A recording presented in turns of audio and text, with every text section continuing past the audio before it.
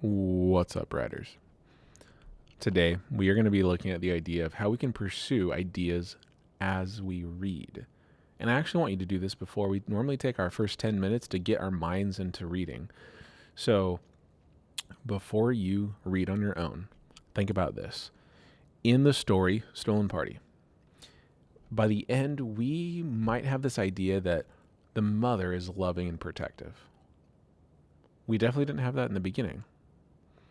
But if we can bias our mind, if we can look through a lens to say, hey, this is what I want to be picking up out of the story as I read, then we're going to see more of it. So we're going to pursue this idea of the mother is loving and protective as we read. I'm going to start reading from the beginning of the story. The mother is loving and protective. As soon as she arrived, she went straight to the kitchen to see if the monkey was there. It was. What a relief. She wouldn't have liked to admit that her mother had been right. Monkeys at a birthday? Her mother had sneered. Get away with you, believing any nonsense you're told. She was cross, but not because of the monkey, the girl thought. It's just because of the party. I don't like you going, she told her. It's a rich people's party. Rich people go to heaven too, said the girl who studied religion at school. Get away with heaven, said the mother. The problem with you, young lady, is that you like to fart higher than your ass. The girl didn't approve of the way her mother spoke. She was barely 9 and one of the best in her class. I'm going because I've been invited, she said. And I've been invited because Luciana is my best friend. So there. Ah, yes, your friend, her mother grumbled. She paused. Listen, Rosaura, she said at last. That's not one of your friends. You know what you are to them. The maid's daughter. That's what. Rosaura blinked. She wasn't going to cry. Then she yelled, Shut up! You know nothing about being friends.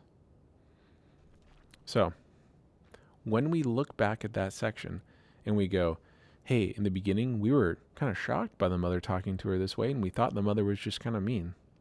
We can see it now. When she says that the daughter farts higher than her ass, she's really saying, stop trying to be someone that you're not.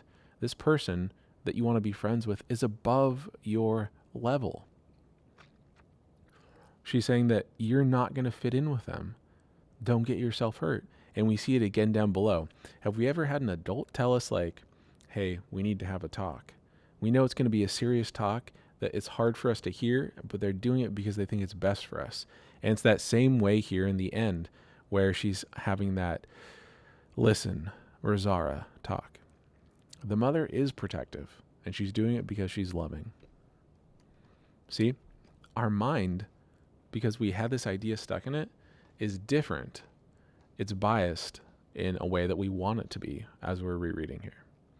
So these next 10 minutes as you read, before you climb back into this lesson with me, I want you to bias your mind with an idea from your journal.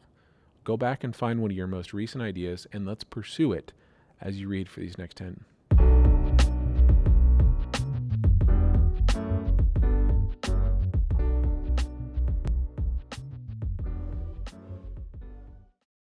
All right.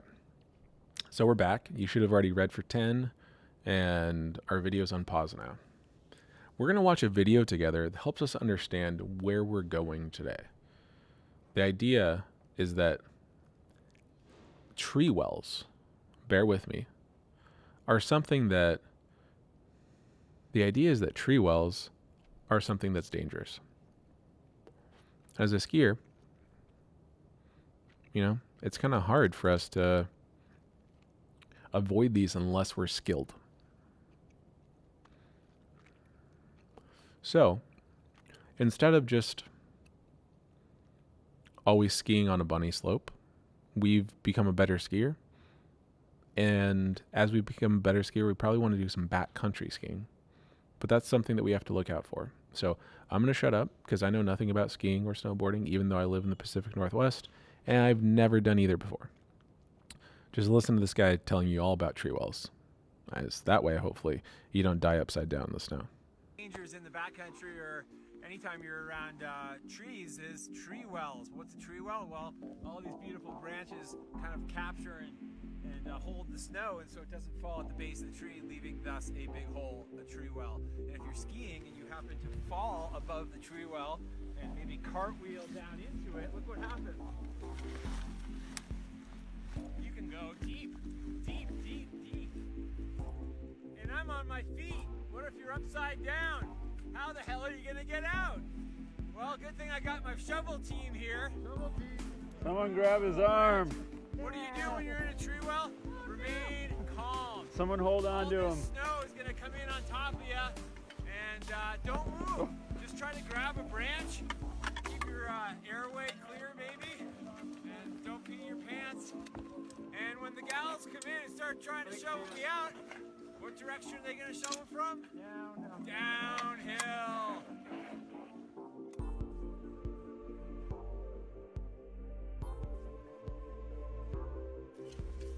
Okay.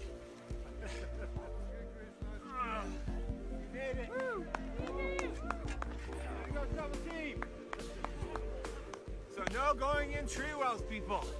Look at the open spaces between the trees, not the trees themselves. So the idea there is that when things get harder, they get more challenging. It's because we've also improved as a reader or as a writer. I'm sure there are things in your life that you've improved at as well because you've worked really hard to get better at them. But still, those things are still complicated. In fact, they become more complicated and more complex over time. Like, going to school is more complicated now. Playing whatever sport you play is more complicated now. So, as writers, we want to realize that everything is more complicated now, and we have to adjust to our books. We can't just rely on coming to class and being like, I'm just going to do something cool and fun. We have to rely on different skills we have. So when we come to class, instead of saying, would that be cool to do that today? You know, write with a different color palette, draw a picture. We have to be specific and say, what is going on with this story that seems confusing or complicated? And then how can I do some writing that will actually help me to think about that? Right now, if you're in class, you'd share your idea with your partner that's complicated from Stolen Party. However, I'm betting that you've already been thinking about this idea that, hey, a complicated idea from Stolen Party, since I just talked about it, is the mom and sort of her trying to warn the daughter about what's going on while still being sort of like respectful for her and being nice to her. Okay? In addition, it's also complicated when we get to the part where Rosaura is in the kitchen serving people, bringing them food, being my pet, according to Senora Ines. Gosh, doesn't that make you feel sort of nauseous? Just thinking about that.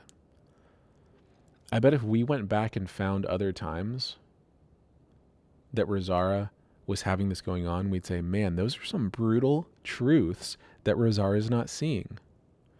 Like serving the food happily, being asked to grab the hot dogs or cut the cake. And she's excited about it and joyful. And we're like, no, don't. We know. We also can think back and go, wow, when that cousin was talking to her, the cousin was right on and she wouldn't see it. She refused to see it. It's that kind of stuff that when we think of that brutal truth, we kind of go, hey, I'm seeing all of these brutal truths throughout the story. I'm having this reaction. How could I actually show I'm having such an uneasy reaction? That my thinking has been going along with how the character's trajectory is going. If we were to think of how we could show that, I think that this is an example of something that really shows my reactions. In other words, reader reactions. You can see that there. to the character emotions. So, character emotions. And then in the black writing here, that with each dot is just events that's happening. But in the orange, you see how, like right here where it says games and cake, she's so excited, but she's being used. Those are my reactions. And we get here to the end, the pickup and payment, and no, the mom was right all along. So we see how this chart includes our thinking, and it also includes the events that are happening, and it has the emotions of the character too. This is a great way to actually show what's going on. It's one of my favorites. In general, I think that timelines can be super powerful. And no, I'm not going to quiz you right here in the video. However, what I will say is you should think about this scenario. Okay? We just saw how if you're uneasy about something and we really wanted to show my reactions and how they match up with the character's emotions, that we could show this awesome timeline. Okay, well, we have the scenario. A book has a ton of characters in it. It feels almost impossible to track everyone and remember how they're connected. Think to yourself, how could we actually show that? I know. We could think of making some sort of, I have a good idea. We could make some sort of, like chart. So we could use a character web, for example. So I'm going to use some of these stickies to actually show that. So I've got all of these characters around this person, and then we're just going to draw some lines. Yeah. So we see that we could keep track of our characters easily this way. Okay. We could write in little details about each one of them, like character traits. If you remember from one of the previous lessons, gosh, I wish I remembered which one. I want to say it was like lesson 4, but feel free to tell me if I'm wrong. We saw an example of a character web with Matilda in the middle. We could use that same sort of work to make this possible. We have so many characters and we can't keep track. How do they connect? Along the same lines, there's a lot of common challenges in stories that you're going to come across and that you should start seeing in your own. The important part is, how are we going to actually overcome them? And we can overcome them with this awesome little chart. For example, have you ever come across a bunch of words that you just don't know? Instead of just randomly keeping track of them, make like a little word wall or a glossary in your journal. Like, devote a whole page to it. Definitions and words. Or is there a scene that's just like so detailed that it's like hard almost to get through it because there's so many descriptions? Draw a picture then, a super detailed picture. Like maybe you're labeling parts of what they're wearing because it was described in the story and you're putting the page numbers with them. The rest of these are also great examples. One I want to really point out that I really love is when sometimes we know more than the main character. And we kind of have to think to ourselves, why are they not acting this way? But it's because they don't know. They don't know what we know. And so we can make a nice little T chart, right? A T chart where on one side, it's what the character knows versus what we know. And, that's sort of like our example that we saw earlier, where we had the emotions of the character along with our reactions to it. So these first two, in some ways, we've already seen. Okay, so now the question is, what do we do with that? You need to ask yourself, what feels complicated about your book? This is your plan for today. This is your entry that you're adding to your journal. Look back at your book and consider, what is messy, complicated, and complex? And then choose what your plan is today to go further into that complexity. These are the things so far that we've learned about, and we're coming to an end. The last part that we just added is pursue worthwhile thinking across the book. In other words, you might have to rabbit trail back, find something, and then continue forward. All because we're trying to find an idea And we're most importantly allowing the story to guide where we go. We don't just say, I'm skiing one way, and that's it. You're going to end up in a tree well. You better watch out for those trees and make sure you're able to focus on the important part of your ski slope or your book.